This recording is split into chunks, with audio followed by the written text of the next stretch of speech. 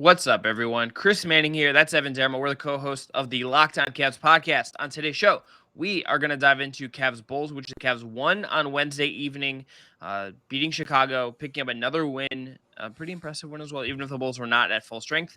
And we're going to talk about Lauri Markkanen, who you may have seen some indication that he may have to serve in the Finnish military. We're going to explain to you what's going on there. But first, I want to thank you for making Locked On Cavs your first listen every day. Remember, we are free and available on all platforms. That includes YouTube. Remember, we're trying to get to 1,000 subscribers by Christmas. So please go hit subscribe on YouTube. It takes a second. And come on, who doesn't want to see our ugly mugs while they're listening to Locked On Cavs? I mean, that is my preferred way for listening to the various shows in the Locked On Podcast Network. Let's get into today's show.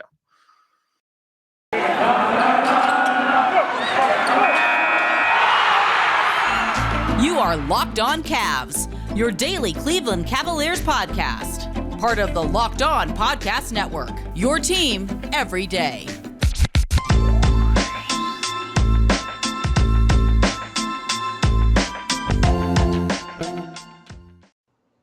Today's episode is brought to you by TrueBill. TrueBill is the new app that saves you money by helping you identify and stop paying for the subscriptions you don't want or need, and it can even negotiate better deals on those that you want to keep. Evan, what's going on, buddy? How are you? I'm good, man. How are you? We're going. You know, it's getting a little frosty. Drag out this intro. We're just going right into it. Well, I'm on military time. Salutes to Lauri Markkanen. Okay, so let's explain what's going on with this. So Lauri Markkanen, people may have heard there was a report from a European outlet, basically that he is on the list to have to go to the Finnish Defense Forces Special School list. This is a military requirement in Finland. There are a bunch of other countries in the world that have military requirements. The United States obviously does not at this point in time. Other countries have these requirements, and it has affected athletes in other sports. I think most notably one of the more recent ones was Heung-min Son, the South Korean soccer player for Tottenham Hotspur, was only able to avoid his military service that you have to do by a certain amount of time, and it's like a 2-year military service because they won like a cup on international duty, and he was able to get out of it and continue playing professionally at that level. His Markkanen's agent had give a on-the-record statement to Hoops Hype that said, quote, Lauri takes great pride in being from and representing Finland in the NBA. One of his civic requirements is serving in the Finnish military. He is prepared to fulfill that duty at the appropriate time. It is expected, Evan, from you talking to people about it, from understanding what this is broadly, my own talking to people about it, I think like this isn't like new. I'm going to put this in quotes. It is not like newsworthy. It is not news. It is notable and worth discussing because Lauri Markkanen is a public figure. He plays for a professional basketball team that people care about and have a vested interest in. I think the article also was like not English in its first, like the context of how that is like probably not something I don't feel like we know how that is written, but he's probably not going to miss any time is I think the TLDR of this. Typical American Chris Manning here, criticizing someone not from the United States for speaking proper English and writing proper English, the hardest language in the world to learn. Wave your flag. I keep thinking is a Nazi flag, but it's not. Honestly, would very much like to go over. I could use like a long overseas vacation. Like that is something that everyone does. Yeah, but I particularly just want to like go see my family in Norway and like disappear, and then I'll come back. For context, Chris is the Norwegian flag, not the Nazi flag. For audio listeners, yeah, I am access. Yeah, I am. Yeah, Chris is so far left he makes Bernie Sanders blush. But anyways, folks, okay, continue.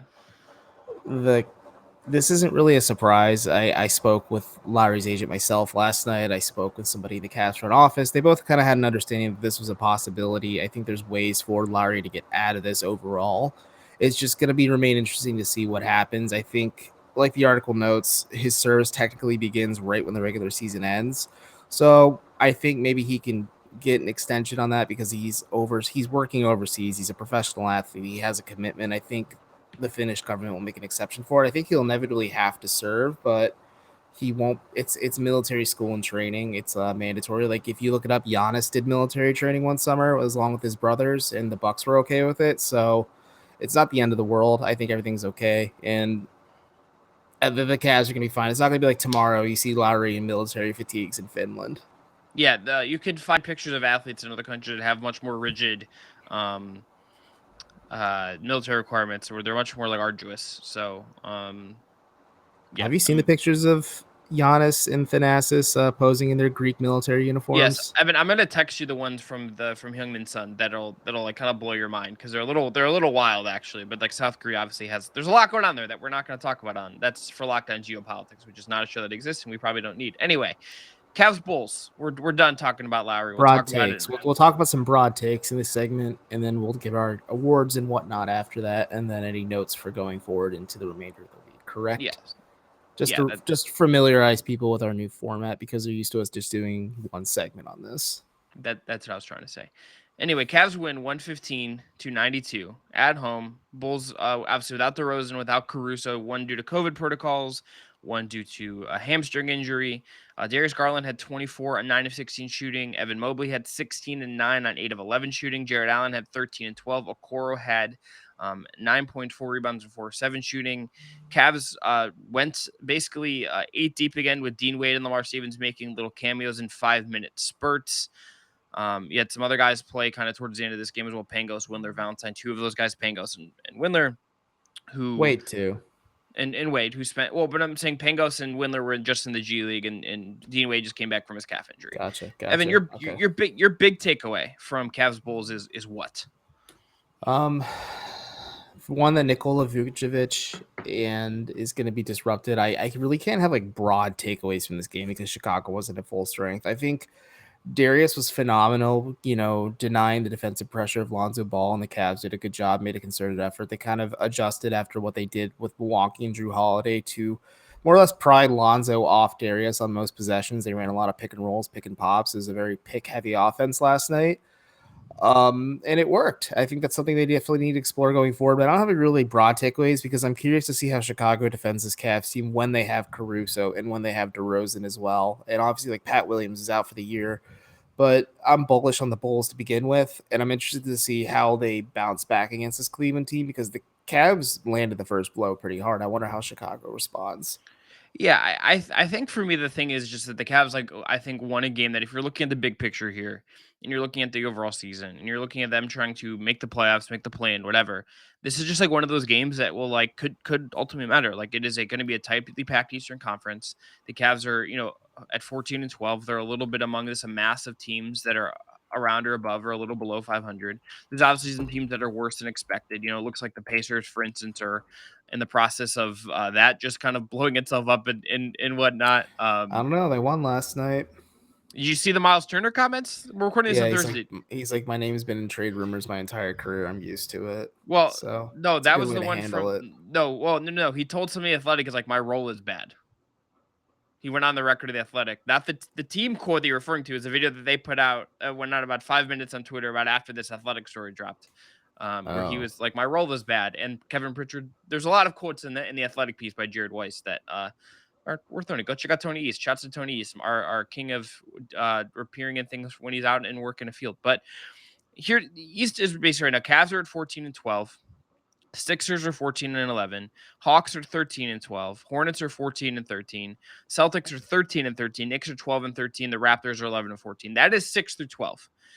There could be some separation. I think Atlanta, you would think, might be a team that takes a step up to some degree. But all of these teams have dealt with different stuff. The Cavs are just in the spot where like it's gonna be tight, and if they want the biggest advantage possible to kind of stay within this range of teams, assuming good health and all that stuff, beating a team like this, like the Bulls, who are second in the East right now at 17 and 9, have been really, really good this year. The Cavs just winning a game like this, I think, long term is just like kind of an important little checkbox for them if they're going to navigate this. Like, it's a good win. Obviously, you take advantage of a team that is down 2 of their key players. If you can just go and win that game, that's kind of a nice deal for them. All right, after the break, we'll get into our awards. But Evan, we got some ads to read. You're gonna start us off. We do. Folks, do you want to know what makes LeBron James, King James, sleep? That's right. Sleep is his superpower. Calm, the #1 app for sleep and meditation, has teamed up with LeBron James to help you activate the power of sleep. LeBron and Calm know that your mind is like any other muscle in your body, but you don't have to be a world champion to learn how to train it. Calm can help you train your brain so you sleep better, reduce your stress, and perform at the best, just like King James. For LeBron, sleep is a critical part of his mental fitness routine. As he says, quote, "Getting good sleep is finding time to rest is one of the most valuable things I can do for my body and mind. From the sound of rain falling on leaves to bedtime, sleep stories that I narrate myself, calm puts me to sleep within minutes, which means I wake up ready for any challenge." Unquote. So if you head to calm.com/locked on NBA for a limited time, you'll get 40% off a Calm premium membership. With Calm, you have access to the nature scenes LeBron loves, like rain or leaves, and so much more, like sleep stories and meditations, so you can be ready for any challenge that life throws your way. Again, for a limited time, our listeners can join LeBron in using Calm and get a 40% discount on a Calm premium subscription at calm.com/locked on NBA. Unlock content to help you focus, ease stress, and sleep better. Get started at calm.com/locked on NBA. That's calm.com/locked on NBA. Also, got to tell everyone about our friends at Built Bar. Look, Built Bar is obviously the best tasting protein bar out there. Built Bar is awesome. They have so many great flavors. You're gonna have a hard time, feeling bad. You're gonna have a hard time picking a Built Bar. So there's raspberry mint brownie, there's cherry double chocolate, cookies and cream or peanut butter brownie. There's an eggnog flavor they just dropped, which sounds quite intriguing. Built Bar gives you that extra fuel you need to bust down those mall doors and battle all of those holiday shoppers. If you're staying in the shopping line, they can give you that extra something to keep you going. So throw one in your jacket or your purse. You never know when you're going to need it. If you want to cozy up with something warm, maybe you could try dipping your Built Bar into a cup of hot cocoa, letting it melt a little bit, and giving your beverage a little bit of that Built Bar flavor. Plus, you have a nice melty Built Bar to go with it. Just have a couple napkins on hand to avoid making a mess. Go to built.com, use promo code LOCK15, and you'll get 15% off your order. Again, promo code LOCK15, that is all one word, LOCKED15, and get 15% off your order at built.com. I have Okay. a product suggestion for Built Bar real quick. All right. They should just make Built Bar hot chocolate for the holidays. They have all natural chocolate. They have zero sugar and a great taste. It doesn't taste like crap. If they made like a chocolate hot chocolate or cookie dough hot chocolate, cookie dough hot chocolate kind of situation, I'd buy so many of those mofos. I'd drink them year round. I'd be like in the middle of summer, like Chris and I be at Vegas Summer League, and he just sees me with a steaming cup of milk, just cracking one of those bad boys in there, and I'm like, Evan, Evan, yeah, let's Evan, get E- it. Evan, we're sitting outside of Thomas and Mack. Evan drinks a cup of hot chocolate and dies from just because it was too hot, too close to the sun, like Icarus. No, I wouldn't die because I have the power of Built Bar and Sleep by Calm on my side. So Okay, I have to put you on my back and carry you across the desert to bring you back to the hotel wherever we're staying. Anyway, um, all right, Cavs Bulls awards. Evan, I'm gonna let you start. MVP for this game for you is who? Evan Mobley, without a doubt in my mind, he was so Yeah, good in this game. I so know. good. I mean, like, if you just look at the box score, 16 points, 9 rebounds, 2 steals, and block, those stand out. The 5 blocks certainly do, and that goes hand in hand with my stat of the night. So don't take it, Chris. Um, this is going to be a Mobley centric segment for me, but he was freaking awesome in this game. His overall impact is just, you could see it everywhere. He is so talented. He is so good. I am so excited to see what the future holds for him. Who's your MVP pick? It's Evan Mobley. Like I Yeah. know we're doubling Well, up here, but Darius could be a good yeah, nominee as well. Darius was good as well. But if we're talking about who defined this game for me and watching it and looking through some of the clips, it's Evan Mobley. That guy is an absolute star. He is dictating the defense. He is I Jared Allen is I really think Mobley is sort of like not the architect, but he's like the linchpin of this defense working. He's already really, really good. He's already a star. Like I've seen Did some you people. What? listen post game when he talked about with Andre not about blocking shots? He's I just did. like, "What's the methodology about it?" He's like, I get lower than the guy, and then I put my hands up, and I stop the shot. That's how you block it." Like, he's very shy, but like the way he Yeah. just dryly explained how you block a shot in basketball just really made me chuckle. Yeah, Evan Mobley's never gonna is just like a shy vibe king, and I respect that about him. He's really good, man. I think everything about him that has gone the way it has been, I think, just really, really good. He is it just It's kind of. further ahead than scheduled than Oh, yeah, anticipated too. I saw some folks on Twitter who already kind of do some of the deep dives into awards, have like have him on like a second team, like all defense team already. And like, I'm like, okay, I don't know. I don't have like enough data in my brain or have watched enough of all these other guys to like really give you like a take on that at this point. But like, that's the fact that like people that I consider to be smart basketball people have done that. I think is just really interesting. Okay, Evan, Yeah. let's go on to your stat of the night. You've already alluded to it, so I'll let you go.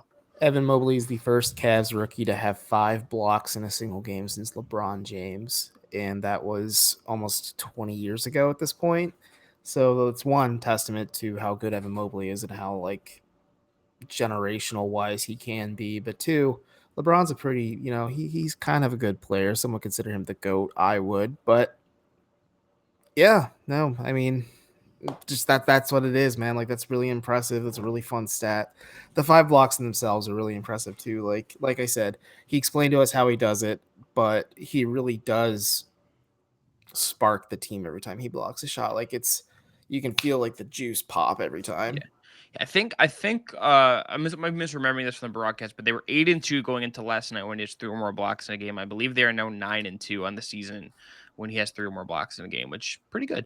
Not that like is a 1-to-1 correlation by any means. I don't want to like project that out in the world, but like that's just sort of interesting.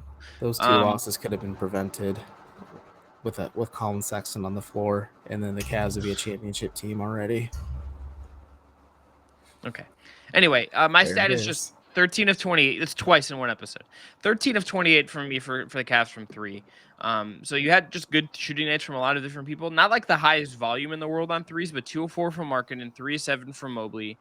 Or excuse me, Garland. Mobley actually didn't take one last night. 3 of 6 from Love, 3 of 4 from Dean Wade, 2 of 3 from Jetty, and go down the list. This like to be fair, the Dean Wade ones kind of really boost this metric quite a bit because he got those in the last 4 minutes of okay, Garbo time. you factor out Wade, it's 10 of 24. Still, I will Still take good. that. Almost Still, 50%. yeah, not the highest volume, still a good percentage.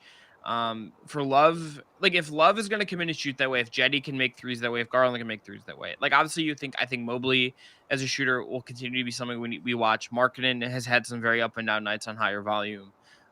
Okoro obviously that's his own kind of category in this regard, but like if they're going to make some threes in that regard, and they're going to have guys who can shoot it that way. I tend to think that this like the offense just like looks better when they have hot shooting nights, and like that's like simple and obvious, but like it matters when they just get some of like if they can just have nights where they just get a little bit hot, like they're going to be able to pull some games out in some regard. And like the Bulls are 7-26, so take that for what it's worth. All right, Evan, your play of the night is what? Zach LaVine went and like kind of posted up against Mobley a little bit, lowered his shoulder and bumped him, and he went up for a layup, and Mobley recovered in like just that split second and blocked the shot. That's my play of the night. It's not when he ate LaVine's lunch, but it's one of those blocks where I was just like, holy cow, this kid is so good defensively. Like the recovery time and the reaction time is just completely unexpected, especially from a 19-year-old. Evan Mobley's arms are like wild long. Just wildly long. Bro, if he gets on that Giannis workout routine, oh God, the Cavs are going to be so fun. That was really uncomfortable, if we're being honest. Like what you just did was like honestly like this is not after dark Cavs. This is uncomfortable. Locked on Cavs after dark. You have to subscribe to our OnlyFans to do that. Nope. Anyway, my play is Jetty Osman. This is like a very minor thing, but Jetty Osman had a tip pass. Lonzo Ball tried to throw a full court pass. Osman this tips is a it. great play, actually. Osman reads it like he's like the free safety on the transition defense, and Rubio gets the steal. Jetty Osman, doing that is just like a sign that he has like bought in, because like that is not a play he was making last year, and like just continue to monitor that, and Jetty just being like a useful player and doing things, not like the offensive stuff is like clearly his bigger value to this team, but if he's at least going to like compete in transition defense and be aware, it is just such a plus to have him doing some of that stuff. And this was like he covered some ground, he cut off the Bulls player, tipped it with his left hand, and like just to prevent like an easy layup. And like honestly, like this was like a 7-point game at the time. This would have brought it down to 5. Cavs obviously won this game by a lot, but like it's little stuff like that matters. And Jetty again just buying in on that end of the floor is just like kind of been important. So that's No, cool. it's really cool. I mean, he had 3 steals in the fourth quarter. The prior game, I know he was really just a mess on the other end of the floor, though, so it kind of balanced things out in The Milwaukee. Jazz, well, the Jazz game, he was like unbelievable in that game. Like he's been good. Like Jetty's He's bought in. JB has his finger on the pulse of this team, and he's fully got this roster to buy in. Like, I think his biggest victory is getting Kevin Love to be like one of the leaders in the locker room. let's Finally, let's let's put a pin in that because I want to do a segment, not on this episode, but I think maybe like next week we should yeah. do what are the like some of the things about JB. We'll do a JB episode. I think one of the things is what is like the biggest like random success. If you're gonna argue Kevin, I can argue Jetty pretty clearly because I would Yeah. almost argue Jetty's been better Oh, in corners. oh no. We'll talk. We'll put a Yeah, pin in it. put a We'll pin in prepare it. the debate. I'll wear a suit, bring my lawyer, all that stuff. Locked on Cavs. In Your the Evan's gonna courtroom. be Skip Bayless wearing like some like pants like that are not Dude, he looks appropriate good for for age. 80 years old. Don't Look, disrespect Skip. when you have the bag, when you have the journalism bag that are insulated from the demands of the very crummy journalism job market, like life can be good for you. Anyway, Evan, after the break we'll do some little Cavs Bulls kind of notebook pulls, but we have one more ad read to do. I do. Today's episode of Locked On Cavs is also brought to you by BetOnline. BetOnline has you covered for all season with more props, odds, and lines than ever before as football season continues to march towards the playoffs. BetOnline remains your number one spot for all the sports action this season. Head to their new updated desktop or mobile website to sign up today and receive a 50% welcome bonus on your first deposit. Just use our promo code LOCKEDON to receive your bonus. From basketball, football, NHL, boxing, and UFC, right to your favorite Vegas casino games, do not wait to take advantage of all the amazing offers available for the 2021 season. BetOnline is the fastest and easiest way to bet on all your favorite sports. BetOnline, where the game starts. All right, Evan, let's dive into our notebook. So I want to start with a quote that I'm going to let you read. But Darius Garland had been asked about Isaac Okoro, or you take us through all this. I didn't get the full quote, but Kelsey Russo asked JB, Darius, Evan, Lowry, all of them. But Darius had the best quote about this. Like, are you concerned with what Isaac is producing offensively? Because let's be honest, Isaac's a bit of a non-factor offensively more often than not. If you see him floating on the perimeter, I mean, you saw it last night. Chicago started the game by putting Nikola Vucevic on him and just letting Vucevic man the paint instead. And then if Okoro tried to cut, Vucevic could easily just recover and then block the shot, as we saw at one point about the first or second quarter. So, and the Jazz did this as well, and not consistently, but they did it with not to this. Yeah, they did, but like it was evident, like the Chicago like stuck Vucevic on him, and like that's their worst defender technically speaking, and so you kind of counterbalance it that way. But either way, Darius then went on to say, like, listen, people need to be patient. I know he's giving 110% of his effort and his ability. Let's be frank, he is one of our hardest working players, and we ask him on a nightly basis to go out and defend some of the best players of the world. And Larry Markkanen echoed those sentiments, saying, like, yeah, no, he's actually been really helpful for us because he's not one of those players who just like, he's not one dimensional where we say, okay, Isaac is only a position like our point of attack defender, and all he can do is defend on the perimeter. No, he provides playmaking. Like you saw a lot, especially in the first half. Like the start of the game, let Isaac bring the ball up and initiate the offense. Like Isaac is a tertiary playmaker. He provides a lot of hockey assists. He's a good slasher. Yes, he's a good defender. I think he's a good rebounder. Like, there's a lot of good things about Isaac Okoro. I just think Cavs fans act like they haven't been here before when this team was good a few years ago. Granted, there's a lot of new fans since LeBron left, but people need to chill out a little bit, I think, because Isaac's only 20 years old as well. That's the biggest thing.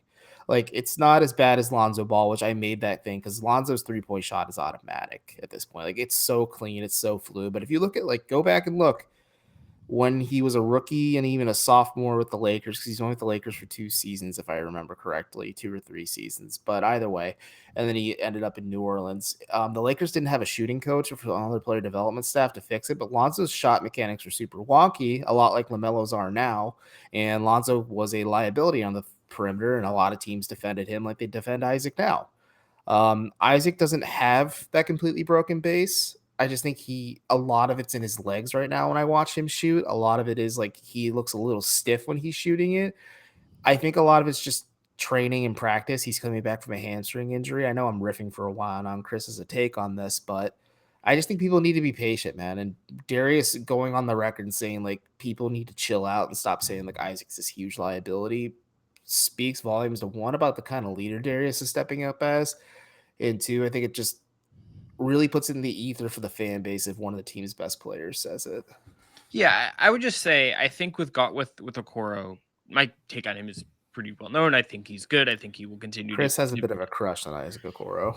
I have a type, and it's the anti-Dean Waiters. Like I love Lou Dort, and I love Isaac Okoro, and I just have like I a told thing. Mac Robinson my type last night is what Lonzo Ball is, big point guards that play defense. Yeah, And like kind of just do weird stuff, like just gives me the heart palps. So Also, happy birthday to Mac Robinson.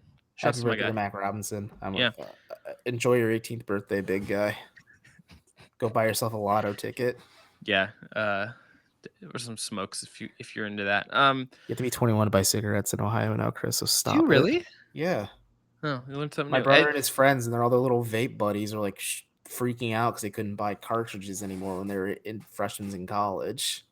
The more you know. I didn't know that. Anyway, so I like Okoro also in this game. Like, if you look at this game, as you noted, brought the ball up times. They've done that a couple of times recently. He also was like part of a very big reason why like Zach LaVine was 9 of 21 and like didn't get a lot of clean threes off. Like it's Mobley and Okoro that are kind of like pinching Mobley him and in that way. Okoro shut down Chicago's offense. Like yes, they're missing DeRozan last night, but Mobley and Allen did a good job making Vucevic's life hell. Like there's many times Vucevic was like kind of throwing a tantrum on the court where like he would miss a shot and he would just slam the ball down in frustration and then hand it to the ref because he's just like, I can't get it going. And yeah, LaVine did damage offensively, but Okoro made him do it on a pretty high volume. Yeah, what I kind of want to see with this going forward is just like how it continues to navigate. Do all teams kind of put centers on him? Do all teams kind of handle it that way? And there were some good defensive plays last night. Like I mean, like I'm watching. I have a possession of him defending LaVine last night. He had a possession where he first deflected a LaVine entry pass, flicked it away, then resets, gets on the floor and gets the steal, or pokes the ball loose. Mobley gets the steal, feeds to Garland, or Okoro gets the layup. Like he can do stuff. I think at a level that is still interesting. The offense obviously just is the project and makes him like not a clear lock. Like there are three guys to me that are locked in on what this Cavs team is. It is in this order: Mobley, Garland, and Allen. Like those are the three pillars of what this Cavs team is. Okoro could be one of those guys. We just need the offense will have to improve for it to be a clear cut thing. The other thing I'll note is just I think you can tell that they are tinkering with his shot because sometimes his shot arc looks different within a game. Yeah, sometimes it's a little higher. If like he has a higher release, hot take it goes in. But yeah, well, sometimes like I don't want to I don't feel like I have sometimes it looks flat. So. Yeah, well, just the arc looks different. Like you can tell that he's figuring some of that out, and that is a tricky thing I think to do. And like JB stressed, they had, and Dylan told me this because I went to the Charge game. He's like, we have like 0 practice opportunities during the season to do like 5-on-5 stuff. So I think we've said this before in the show, and it's one of the things that I most came to understand once I started covering the league. There's just such little practice time if you're playing an 82 game season to actually develop your stuff. Like you have time in shoot around to work on stuff. You have time before game. Like Okoro, if you go to games early, is going through shooting drills a lot of the time, like and working with assistants. And it that's is just a like lot of what their shoot around practices are, and just studying film, and then but like one-on-ones with coaches holding a broom. A lot of an 82 game season is maintenance for your body. It is maintenance to get through the season and maximize your ability to do what you can do on a night-to-night basis in the offseason. Like what Okoro looks like next year will be like a really interesting thing, but even of course this year we'll see where he's at in terms of shooting and stuff as we go through it goes. Evan, I just want to end on this. You went to the Charge game, the Windler's second game in Canton. Kevin Pangos is down there as well. Just can you give us a couple thoughts from Cavs or excuse me, Cleveland Charge, Iowa Wolves from Tuesday? It's a cool environment, I'll say. Mac Robinson, again, two shout outs for the birthday boy, came to the game. I'll stress this, folks. He bought seats like pretty close to the court, and they were $2 a pop. So, and it was $2 beer night. And usually, more often than not, their biggest promotion is every time the Charge win, everybody in attendance gets free tickets to their next home game. So, yeah, it's a cool experience. I think overall, like the Charge team, like it's really scrappy. It's really fun. Like Josh Eustace is a really fun player for them. I think Kyle Guy looks really comfortable out there. I really like RJ Nembhard. It's a shame Taco Fall has a knee injury, and I haven't really heard much about what's going on with that. I think he's being held out because he's just so massive and for precautionary reasons. Windler looked more comfortable in the second game. I asked him post game, like, do you feel like you shook out a lot of the rust? He's just like, yeah, the first game was just kind of trying to define my spots again and kind of feel comfortable on the floor, especially with a bunch of new guys. But the luxury of it all, as he said, he's like, I have a lot of familiarity with Dan Giroux, the head coach of the Cleveland Charge. So it helps me a lot to come down here, and it gives me opportunities to play that I normally don't get because he's just like, let's be frank, I play 3-4 minutes, sometimes 10 minutes if somebody's in foul trouble on a night. That's not enough for me to be in proper shape or to get my body comfortable with what's going on. So yeah, no, it was cool. It was really sweet. Kevin Pangos brought his entire family, and he has two adorable children. Taco held one of the babies post game. He looked like he was holding like an actual doll in his hands. That's how small it looked. But yeah, it's a fun time, man. Like I think people should go out to Charge games more often. If you really want to watch, like one of their PR folks is like, listen, you're watching these guys literally do job applications for all 30 teams. Like they're trying to prove why they belong in this league. So like you're gonna see dudes going all out for 48 minutes. And yeah, it's a little clunky at times. And yeah, like the lights went out the other night, but it's part of the fun and the charm, I guess, too. Can you just give me the Windler only take? Give me like a 1 minute on what Windler looked like. More comfortable, I think. He forced his first couple 3-point attempts. He looked a little rusty to start the first quarter, and then I think once he had the first three go in, he made about 3 or 4 in a row after that. I still think he has a long ways to go. Dan told me the plan is to play him about 25 minutes a night. I think he's going to be coming up and down between Cleveland and Cleveland for a while. And I think the Cavs' main goal is to just try and see what they have with him and then figure out the next steps from there. Yeah. All right. That's going to be it for today's show. We'll be back Friday with an episode. Then after Friday, I will be doing I'll do a solo recap of Cavs Wolves in 2 segments and then take you through a little bit what to look for in Cavs Kings on Saturday. Anyway, it's been Locked On Cavs. Thanks again for making us your first listen every single day. Remember, we are free and available on all platforms. If you want to get second listen, go check out Locked On Bets, hosted by Lee Sterling and your boy Q, wherever you get Locked On Cavs. Until next time, I'm Chris. He's Evan. Peace. Peace.